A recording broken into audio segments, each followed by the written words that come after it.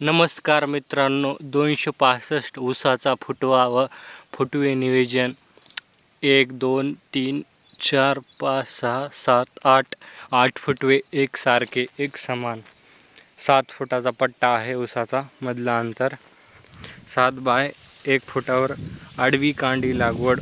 पहिलाच प्रयोग बीड जिल्ह्यामध्ये. 1 नंबर प्लॉट आहे. फुटव्याची संख्या नियोजन करत आहोत.